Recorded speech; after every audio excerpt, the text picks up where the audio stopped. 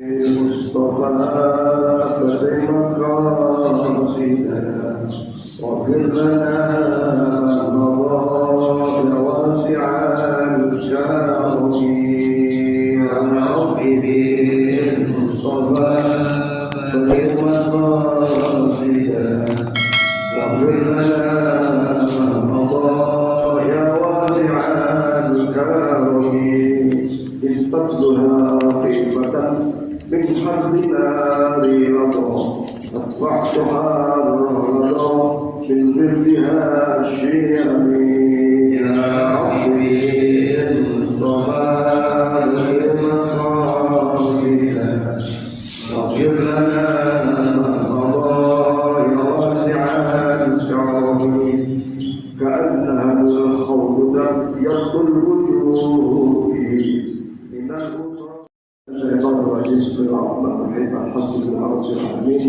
وبه نستعين على امور الدنيا والدين والصلاه والسلام على اشرف الانبياء والمرسلين سيدنا وحبيبنا وشفيعنا ومولانا محمد صلى الله عليه وسلم اجمعين قال الله تعالى سبحانك لا علم لنا الا ما علمتنا انك انت العليم الحكيم رب اشرح لي صدري ويسر لي امري واحلل عقدة من لساني يفقهوا قولي اما بعد.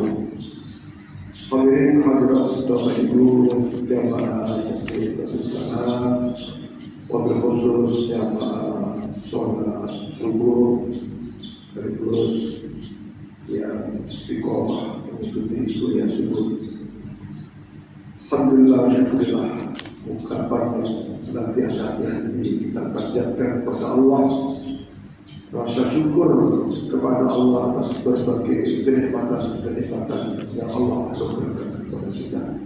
Nikmat iman, nikmat Islam, nikmat sehat, nikmat afiat, nikmat istiqomah dapat menjaga sholat 5 waktu dengan baik, dengan sempurna. Insya Allah, barang siapa yang menjaga sholat waktunya dengan baik dan sempurna akan dijamin oleh Allah kebutuhan hidupnya dunia dan akhirat.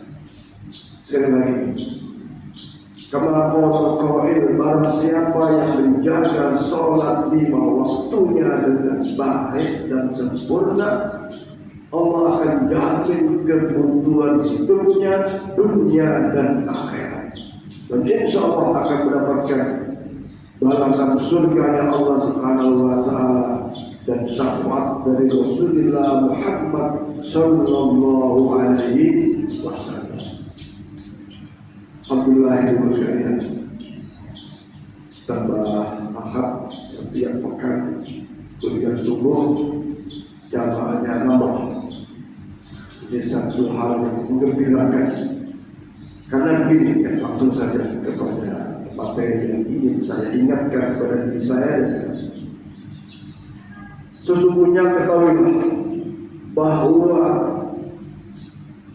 umat Muhammad yang sempurna menjaga sholat 5 waktunya, sesungguhnya ia sedang menuju perbaikan hidupnya di sisi Allah Subhanahu wa Ta'ala. Orang yang istiqomah dalam sholatnya sesungguhnya ia sedang memperbaiki dunianya sekaligus akhiratnya.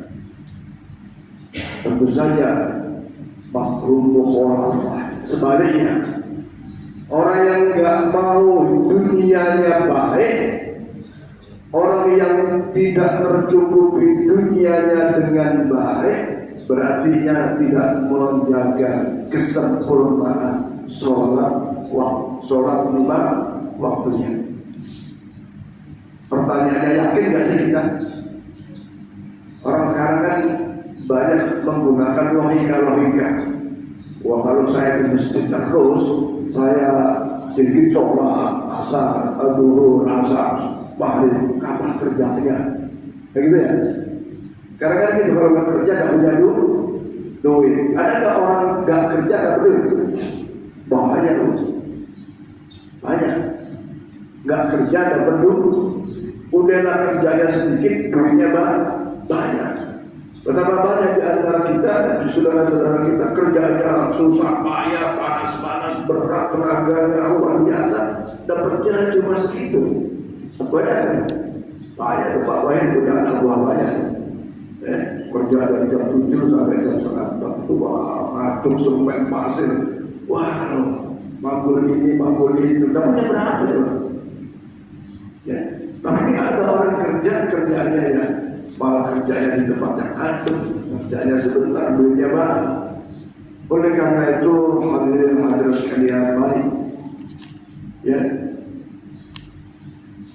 bahwa disebutkan dalam surah kitab itu ajilu bis shalah, ajilu wa ahsinu bis shalah, segera datangi sholat, segera perbaiki sholatmu, maka Allah akan perbaiki hidupmu. Ya, kita ini segera Bu, Pak, kalau datang perintah Allah sholat, hayya sholat, ada nggak yang segera? Ya ada. Bahkan sebelum hayya sholat, dia sudah datang di masjid, ada. Tapi banyak nggak yang sudah hayya sholat, masuk nonton TV, masih ini, masih itu, yang sifatnya tidak wajib, yang sifatnya tidak syar'i, banyak nggak? Banyak Bu. Lagi asli sinetron itu wajib apa gimana nonton itu? Nah, di sini kadang-kadang saya kita ini tak ngeh, kadang-kadang saya tak sadar. Ya. Coba ibu punya anak 2, yang pertama Ahmad, sana beli minyak goreng, iya Bu. Ya. Bandingkan dengan si Muhammad sini, belikan nanti lalu lagi asik nih, tunggu lalu. Enak mana Bu? Senang mana Bu? Senang yang namanya Ahmad atau Muhammad? Ya, Allah Subhanahu wa Ta'ala punya zat yang dengan rahmat ridhonya ada yang senang kepada hambanya. Kenapa? Di antaranya ajilu bis shalah wa ahsinu bis shalah, yang segera mendatangi perintahnya. Kalau bapak-bapak kalau ditanya ini sekedar pembanding saya. Istri yang pertama bilang, ini, bentar. Dengan yang lainnya, ayo. Yang segera mendatangi perintah suami dengan yang tidak segera mendatangi perintah suami. Tanya itu sama bapak-bapak, senang mana? Secara normal pasti senang yang segera mendatangi perintah. Allah perintah kepada kita. Pertama, innani Allah, la ilaha illa anta fa'budni wa aqimis sholata li dzikri. Kita mengaku Allah Subhanahu wa Ta'ala zat yang kita sembah. Tidak ada Tuhan selain Allah, tidak ada zat yang wajib disembah dengan benar kecuali Allah. Maka ingatlah kepadanya. Bagaimana pola ingatnya? Di antara adalah aqimis sholata li dzikri, ingat kepada Allah. Sholat itu bagian daripada dzikri, mengingat Allah Subhanahu. Ya kalau sudah ada hayya sholat, tidak ingat ya. Wong yang maha pemberi rezeki itu Allah, yang maha memberi segalanya itu Allah. Kok disuruh datang memenuhi perintahnya dengan Allah? Ya jangan salahkan jangan salahkan Allah.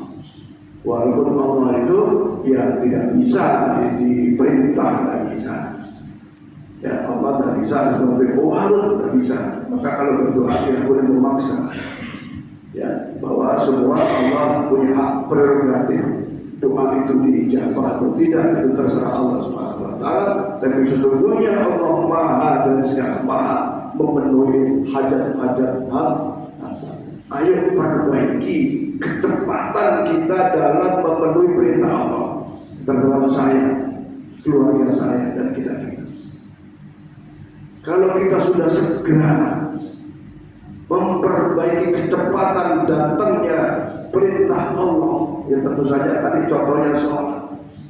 Yang lain juga ada, sudah waktunya puasa, suruh puasa nggak puasa, tanpa urusan syar'i. Sudah datang waktunya berzakat, ya, karena sudah nisabnya sudah ada, haulnya sudah ada, tak berzakat. Ya, maka jangan salahkan Allah kalau hartanya itu kotor dan dibersihkan oleh Allah Subhanahu wa Ta'ala. Dan cara Allah membersihkan harta bagi hamba macam-macam, dicopet, dicuri, dibegal, dirampok, dibakar. Kebakaran maksudnya banyak, ya kan? Bahkan tanahnya itu bisa jadi sertifikatnya dialihkan oleh kepada orang lain. Banyak yang bersengketa dengan tidak punya sertifikat. Ini ternyata double, ada lagi ribut. Itu bagian daripada begitu. Kalau Allah sudah cabut harta itu banyak cara. Sudah disimpan rapi-rapi karena sudah waktunya zakat dan dizakati, ya diambil dari Allah dengan cara macam-macam. Yang paling parah itu ya diambil hartanya dengan cara udah hartanya habis hanya karena untuk berobat. Kemarin Pak Wahid cerita ada kawannya sakit, begitu sakit berobat. Udah habis 75 juta, ya benar. Habis duitnya telengannya tak boleh habis 75 juta. Sehari kemudian inna lillahi wa inna ilaihi. Duitnya habis, nyawanya habis. Coba 75 juta itu buat investasi macam-macam bisa. 75 juta kalau modal bikin bakwan berapa ribu kalau bikin bakwan. Wah, bikin untuk obat akhirnya meninggal dulu. Begitu Allah. Oleh karena itu jamaah sekalian yang dirahmati Allah, ajilu bis-shalah wa ahsinu bis-shalah. Setelah kita cepat mendatangi perintah sholat, maka wa ahsinu bis-shalah, perbaiki sholat kita. Ya, jangan saya khususnya jangan merasa sholat kita sudah baik, banyak yang belum baik itu. Memang ada dari kecil sudah sholat, tapi banyak di antara kita sholat ya sholat, tapi di dalam sholatnya ini ya, ada juga yang belum paham tentang apa yang dibaca di dalam sholat. Maka Allah ingatkan wala taqrabus sholata wa antum sukara hatta ta'lamu ma taqulun. Kalau kalian sedang mabuk, jangan sholat. Kenapa? Waktu mabuk suruh sholat. Apa? Nggak ngerti apa yang diucapkan terhadap sholatnya. Nah, kalau kita kan mabuk ya, ini kan sebuah kalimat apa namanya sindiran. Kalimat ini memang zaman Rasulullah dulu sebelum diharamkan banyak mengandung arak itu banyak sehingga mabuk. Orang mabuk Allahu Akbar mana-mana sih. Ayo kita perbaiki mulai dari niat sholatnya, mulai dari iftitahnya, mulai dari Fatihahnya sampai kepada rukuk, ibadah, sujud, duduk itu ada sesungguhnya. Kebutuhan kita dunia itu ada di situ. Ya, kebutuhan dunia kita ada di situ. Coba sekali lagi saya jelaskan tentang doa di antara dua sujud. Ya, itu luar biasa bu. Rabbi firli, ya Allah, ampuni dosaku ya Allah. Warhamni, sayangilah aku ya Allah. Atau rahmatilah, rahmat itu adalah sayang. Ya, pertama ampuni, karena kita sadar banyak dosa. Warhamni, rahmati, kasih sayang aku. Wajibuni, tutupi kelemahan-kelemahanku, tutupi aib-aibku. tutupi kesalahan-kesalahanku, tutupi dosa-dosaku. Karena yang pertama, Rabbi firli kita ampun. Tapi ini kita minta ditutup lagi. Bayangkan itu, kalau dosa saya, aib saya nggak ditutup oleh Allah, nggak bisa duduk kayak gitu. Malu kita. Zaman-zaman kecil misalnya kan, bilang orang lah, bohongin nenek, bohongin orang tua itu, anak-anak. Malu kita. Kira-kira semua ngantongin dosa kan? Ngantongin, pasti ngantongin dosa. Bohongin suami, bohongin istri, bohongin anak, bohongin saudara. Ada dosa kita. Pasti itu. Maka wajib tutupi itu. Warfani, angkat derajatmu. Angkat derajat, ya. Banyak. Kebohongan, kesalahan kita kepada Allah itu banyak. Sesuatu yang kita tutupi itu banyak. Warzuqni, habis warfani, angkat derajatku. Warfani. Nah, angkat derajat ini ya macam-macam. Setidaknya di lingkungan itu ya dihormati orang, dihargai orang, nggak diremehkan dan dicemooh dan dicela. Ada yang mengatakan warfak ini kasih posisi yang baik, jadi RT, jadi RW, hari saya itu kan kedudukan dunia ya. Dan seterusnya. Warzuqni, kasih rezeki Allah, terus rezeki lah. Rezeki macam-macam, rezeki sehat, rezeki macam-macam, rezeki harta banyak. Kemudian apa itu? Warfa'ni warzuqni wahdini, ya Allah kasih petunjuk. Coba, luar biasa doa-doa itu. Maka ayo, wa ahsin bis shalah, perbaiki sholat kita. Allah akan perbaiki dunia kita. Allah akan perbaiki kebutuhan dunia kita. Kita kan selalu berdoa, Rabbana atina fid dunya hasanah wa fil akhirati hasanah. Ya Allah, mohon kepadamu dunia yang baik. Artinya dunia yang baik itu yang kecukupan rezeki, ya, kecukupan rezeki yang baik-baik, yang halal-halal, yang thayyib-thayyib. Kemudian wa fil akhirati hasanah, akhirat yang baik. Nah, akhirat ini diawali modalnya pada saat hidup di dunia. Modalnya saat hidup di dunia.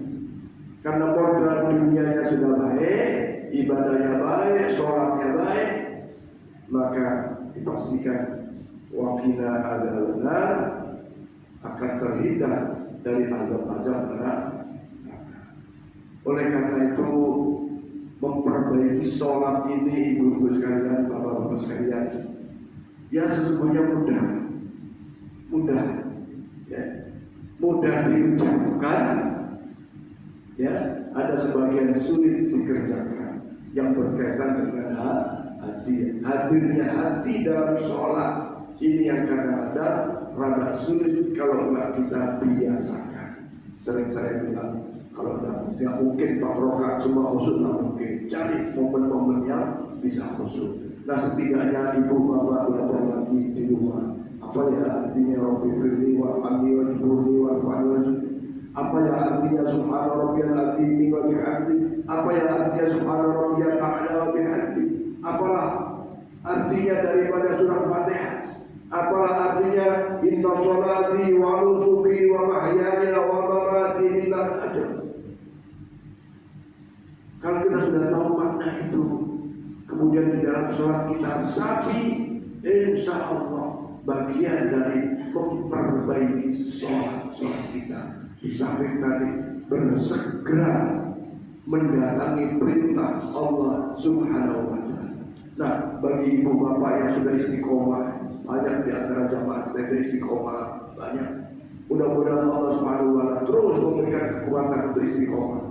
Karena bisa istiqomah itu tidak ada lain kecuali atas pertolongan Allah Subhanahu wa Ta'ala. Betapa banyak di antara kita maghrib ada di masjid, isya ada di masjid, subuhnya di rumah. Rumah dan masjid bagus banget. Karena begitu tanpa pertolongan Allah, apalagi tidak minta, ya kan? Dan kalau kecapean, kalau kesibukan, ya manusiawi. Maka dari yang bisa kita perbaiki sholat kita. Setelah bacaan-bacaannya kita perbaiki, ayo hadirkan hati dalam sholat kita sesuai dengan kemampuan kita. Insya Allah akan perbaiki kebutuhan dunia kita. Allah akan sempurnakan hajat-hajat dunia kita. Maka ya sesungguhnya ada yang bilang dunia itu bukan alam semesta ini. Dunia itu adanya di dalam hati. Apa maknanya? Maknanya adalah walaupun duitnya banyak, kalau hatinya gelisah, ya gelisah juga. Benar. Duitnya banyak, kalau hatinya tidak ada qanaah, merasa menerima pemberian Allah, ya repot juga tuh. Sudah punya rumah 2, pengen rumah 3. Sudah punya bini 2, astagfirullah. Sudah punya kayak gitu, terus. Ya, punya persangkaan yang masya Allah. Wah, dikira kalau udah punya 4 itu terus bahagia. Ya belum tentu, 1 aja kadang-kadang bisa ngatasi. Dikira kalau punya rumah banyak itu terus enak, belum tentu juga.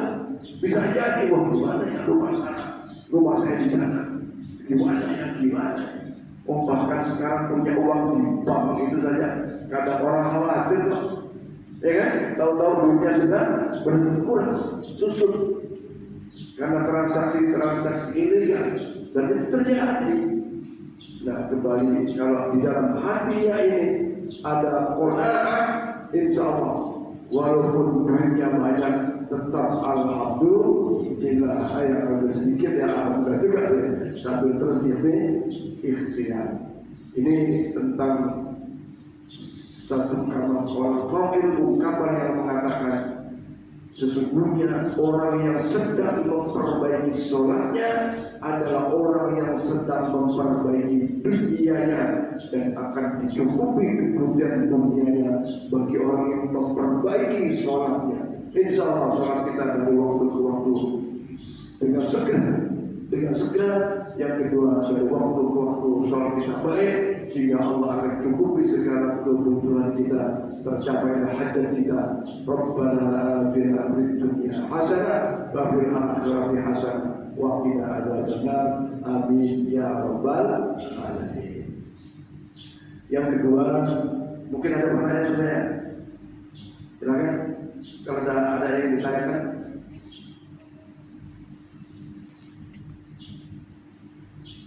Ya, saya mau bertanya. Assalamualaikum warahmatullahi wabarakatuh. Waalaikumsalam. Kita mungkin semua tahu ketika kita ada di perjalanan atau boleh dikatakan musafir, ya ada batasnya itu kita mendapat keringanan ataupun kerusak. Pertanyaan saya, umpamanya kita dari sini mau ke Singkawang, sebenarnya rukshoh itu ataupun keringanan itu salah satunya adalah sholat itu bisa dijamak, entah itu dari jamak takdim atau jamak takdir. Pertanyaan saya, ketika kita di jalan, apakah rukshoh itu diambil atau tidak? Karena kalau perjalanan kita dari Pontianak ke Singkawang itu kan banyak masjid itu. Banyak masjid. Kalau umpamanya dari sini ke Binjai itu ada beberapa masjid. Kalau dari Binjai ke Singkawang itu kan mudah carinya. Sebaiknya di posisi kita yang sedang dalam perjalanan mengambil rukshoh itu atau tidak? Itu pertanyaannya. Dan terima kasih. Assalamualaikum warahmatullahi wabarakatuh. Ya betul bahwa sekarang ini sudah banyak masjid dibangun di pinggir-pinggir jalan. Ya. Sementara zaman Rasulullah masjid itu ya secara fisik tidak nampak banyak, walaupun di pinggir jalan di bawah pohon juga bisa dijadikan masjid, karena masjid itu adalah tempat sujud. Kalau sekarang orang sholat di pinggir jalan atau di bawah pohon aneh, aneh. Karena apa? Ya kelazimannya nggak seperti itu, ya. Apalagi masjid dibangun di pinggir jalan itu ada. Nah, antara mengambil rukhsah bagi musafir dengan tidak, mana yang afdal, ya. Bapak Ibu, rukhsah itu keringanan yang Allah berikan, ya, di dalam pelaksanaan syariat agama, wabil khusus sholat. Tadi saya sampaikan, ajilu bis sholat, segera datang sholat. Itu kan bila udhri. Kalau tidak ada udhur, udhurnya udhur syar'i. Kalau tidak ada alasan yang sesuai syariat. Kalau memperlambat sholat alasannya nonton sinetron, udah nggak masuk tuh. Itu termasuk pembangkangan. Nah, jadi kalau sekarang alasannya musyafir tidak segera mendatangi sholat, alasan musyafir itu kan banyak alasan syar'i. Nah, rukhsah Allah berikan kepada umat Muhammad SAW bagian daripada kemurahan rahmat Allah. Jadi bagaimana caranya? Ya sekali-kali ambil. Misalnya Pak Thohir sering ke Singkawang. Nah kalau ke Singkawang itu ngapain ke Singkawang? Nonton konser umpamanya. Nggak masuk itu rukhsah, nggak memenuhi syarat rukhsah. Kalau ke Singkawang karena dagang, karena silaturahmi masuk rukhsahnya, boleh jamaah, takdim maupun takdim. Tapi kalau kesananya mau nonton cap gome ya nggak boleh. Jadi rukhsah itu boleh untuk safar, bepergian yang tidak bukan ibadah. Ya ya. Kemana? Ke mana itu? Pasir pendek, pasir panjang. Mau jalan-jalan, ya, tak memenuhi syarat menurut Imam Syafi'i. Tapi kalau ada unsur tadi silaturahminya, unsur kerja dan sebagainya, boleh. Nah, kesimpulannya, ya, sesekali boleh jalani rukhsah. Karena ini bagian dari rahmat Allah, keringanan. Duhurnya 4 jadi 2, ya kan? Terus digabung duhurnya ke asar atau asarnya ke duhur. Jadi pikirlah. Jadi jangan kata biayanya kayak itu, ya sekali-sekali lah. Memang kalau sudah biasa cepat mendatangi waktu sholat itu kena mencari. Saya sering ketemu jamaah kita itu ada di Masjid As-Salam, ada di Mujahidin, ada di Masjid Al-Huda. Dia itu mencari, dia biasa itu, nggak mau ninggalin sholatnya. Kalau nggak sholat di sini, sholatnya di bandara, misalnya gitu. Kenapa ya? Itu rasa ingin segera itu terus begitu. Wah, jam 2 kurang 5 menit lagi nih, mencari itu tepat salah pasti. Inilah kelebihannya. Maka dulu Pak Towo pernah share tuh, jangan biasakan pelan. Itu kalau udah membiasakan meremehkan sesuatu, bahayanya begitu. Besok lagi, begitu. Tapi kalau kita jaga tepat waktu itu, insya Allah di mana kita ke pasar aja bisa cari tempat sholat. Ketika mendadak nganterin ke Sudirman, ternyata di Sudirman tuh banyak orang sholat di atas musola yang kayak gitu, tapi dingin tuh ada sholatnya. Kalau mau sebenarnya di mana ada sholat. Ya. Bahkan zaman Nabi sholatnya di bawah pohon. Nah, kalau sekarang kita mau ke Singkawang sholat di pinggir bawah pohon tuh aneh tuh.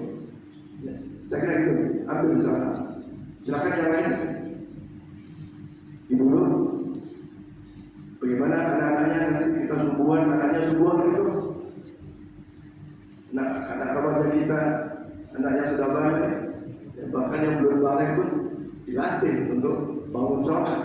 Jangan bapak ibunya santai apa bukan santai sudah di masjid, anaknya nggak dibiasakan sholat. Ayo, kesian anak kita, kesian. Ada pertanyaan Bu? Kalau tidak ada, Ustaz, saya jawab Ustaz. silakan Pak. Jadi Ustaz telah memberikan ilustrasi antara Ahmad dan Muhammad. Sedangkan ilustrasi itu manusiawi Pak Ustaz. Jadi kita tidak bisa kita samakan dengan Tuhan, dengan Allah. Tetapi ini ilustrasi untuk memotivasi bagus Pak Ustaz. Cuman jangan sampai kita berpikir bahwa kita sama dengan Tuhan. Oh, Tuhan aja pemaaf, pengampun, masa kau tidak mau memaafkan, mengampunkan saya? Tidak bisa. Karena Tuhan tidak ada kepentingan sama kita, tapi kita ada kepentingan dengan yang lain. Ya Pak Ustaz ya? Tapi untuk memotivasi boleh, tapi bukan itu sebenarnya. Saya pernah terbaca dalam Al-Quran bahwa tidak ada hubungannya antara kita istiqomah rajin sholat dengan pemberian Tuhan kepada kita. Beda tadi kalau si anak disuruh beli garam segera kita sayang dengan dia. Tapi kalau Tuhan kita mau sholat mau tidak, tetap aja dia makhluknya. Kita beri contoh misalnya, mengapa orang non muslim lebih baik ekonominya dibanding muslim? Padahal muslim sholatnya rajin, tapi mereka tidak sholat misalnya. Nah tapi ini sebagai pembanding boleh, tapi jangan kita berpikir bahwa kita sama dengan Tuhan. Terima kasih Pak Ustaz. Assalamualaikum warahmatullahi wabarakatuh. Para jemaah sekalian, tentu saja bagi kita yang sudah beriman tidak akan menyamakan makhluk dengan khaliq. Ya, itu pasti, itu udah prinsip. Contoh-contoh sifat manusia dikaitkan dengan tadi sifat Allah itu tidak mungkin. Ada yang sama. Allah punya rahmat, kasih sayang. Manusia juga punya kasih sayang. Ya. Orang tua kepada anak itu ada. Ar-Razzaq, Allah Maha Pemberi. Maka ada juga manusia Maha Pemberi, punya jiwa sosial tinggi. Nah, sementara bagi kita orang beriman itu sudah pasti bahwa sesungguhnya Allah itu di dalam sifat Allah itu mukhalafatu lil hawadisi, tidak sama dengan makhluk yang diciptakannya. Tadi kan saya sudah garis bawahi bahwa Allah itu punya hak prerogatif, ya, punya hak prerogatif. Allah yang maha memberi rezeki, Allah yang maha segala-galanya. Dan Allah tidak bisa kita perintah tadi, misalnya tentang sholat duha ya Allah ya. Maka di sini hakikatnya Bapak Ibu sekalian, bahwa hamba dia memenuhi perintahnya saja, memenuhi perintahnya, walaupun di dalam perintah itu ada fadilah-fadilah, ada pahala-pahala. Soal fadilah-pahala ya hakikatnya terserah Allah Subhanahu wa Ta'ala.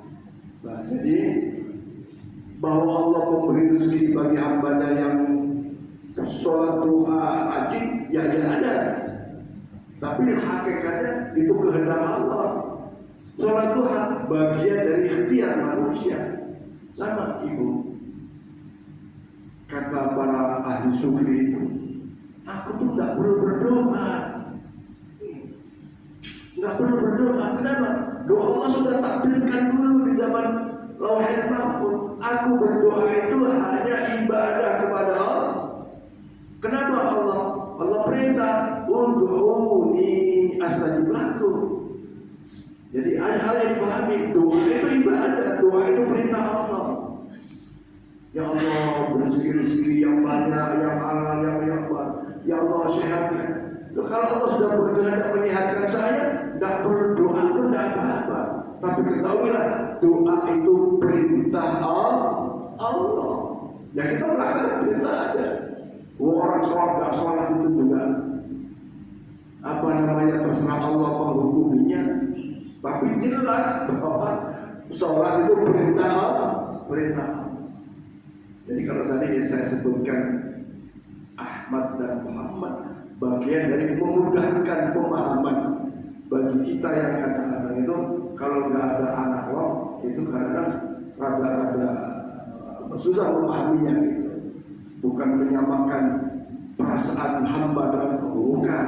Karena Allah itu mukhalafatu lil hawadits, atau bahasa lain laisa kamitslihi syai'un fil ardi wala fis sama. Allah itu tidak sama dengan segala sesuatu yang ada di langit maupun yang ada di bumi. Ya, saya kira itu Pak Haji. Jadi untuk ada yang lain Pak Bu? Berapa lagi Mas? 2 menit. 2 menit lagi. Baik para jamaah sekalian, saya Bapak ya. Assalamualaikum warahmatullahi wabarakatuh. Saya pernah membaca bahwa bagaimana caranya menyenangkan Allah. Jadi kalau misalnya kita rajin sholat, itu belum bisa menyenangkan Allah. Karena apa? Sholat itu untuk dirimu sendiri, untuk memperbaiki dirimu sendiri. Kemudian rajin mengamalkan satu amalan-amalan, itu juga untuk dirimu sendiri, bukan untuk Allah. Satu-satunya untuk menyenangkan Allah itu yang menyenangkan hambanya yang lain. Jadi misalnya kita menolong atau membantu orang lain, nah itu Allah senang sekali karena dia bisa membantu hambanya yang lain. Jadi lebih utama mana kalau misalnya kita beribadah dengan menolong seseorang atau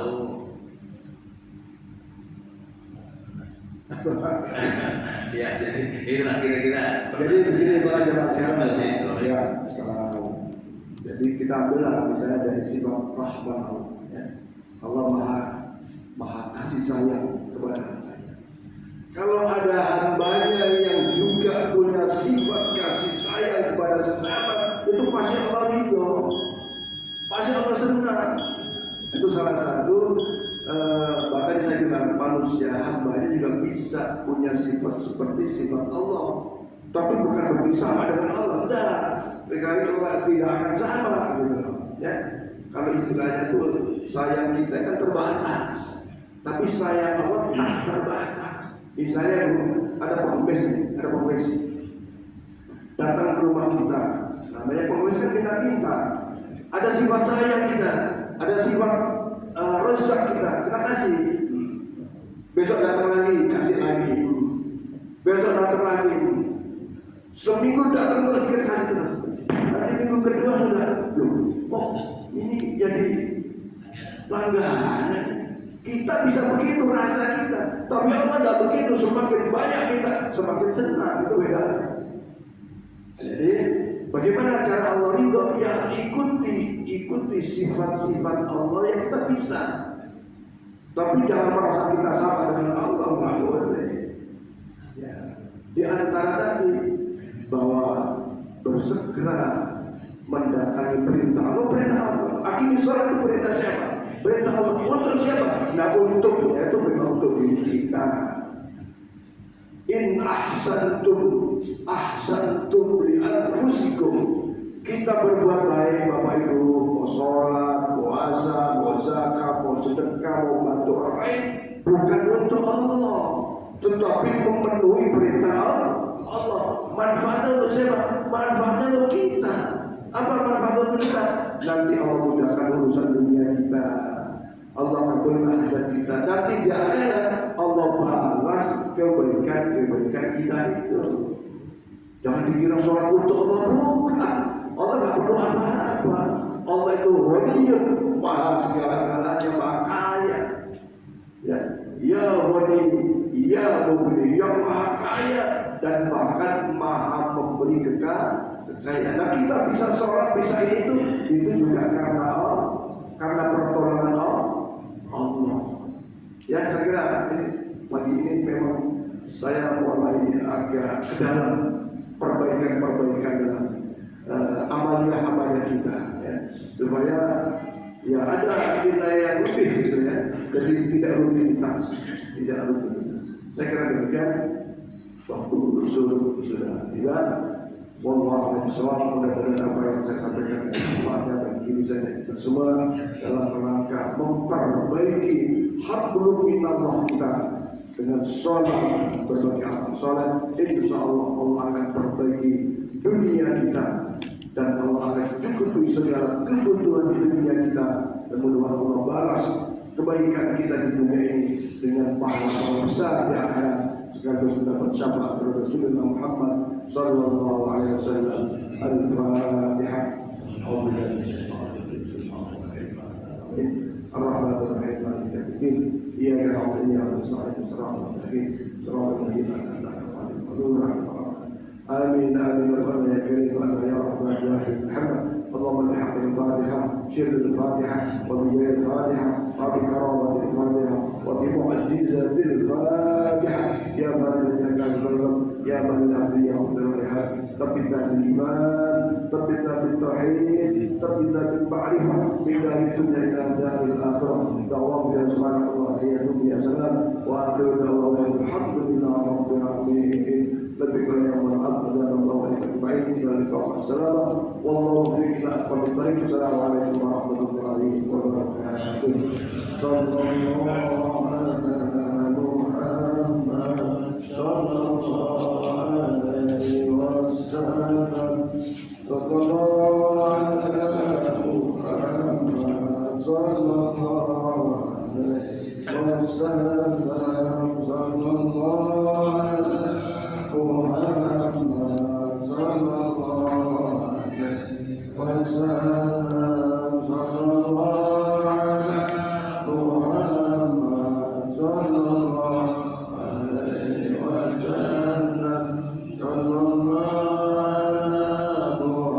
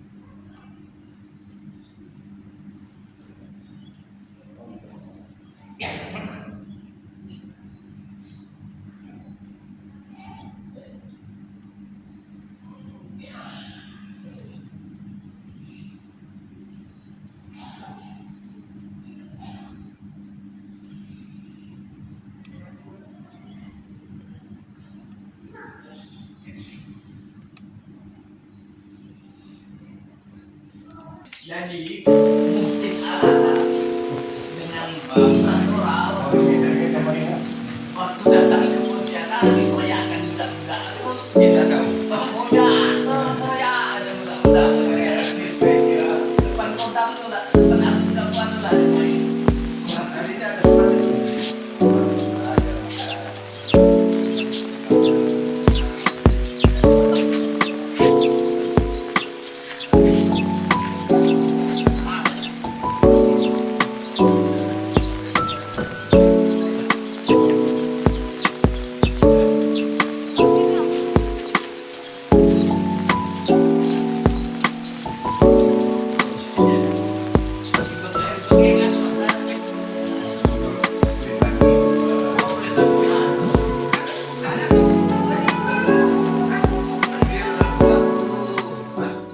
Allahumma salli ala Muhammad. Allahumma salli ala rasulika sayyidina Muhammad. Allahumma salli ala rasulika sayyidina wa nabiyyana wa maulana Muhammad.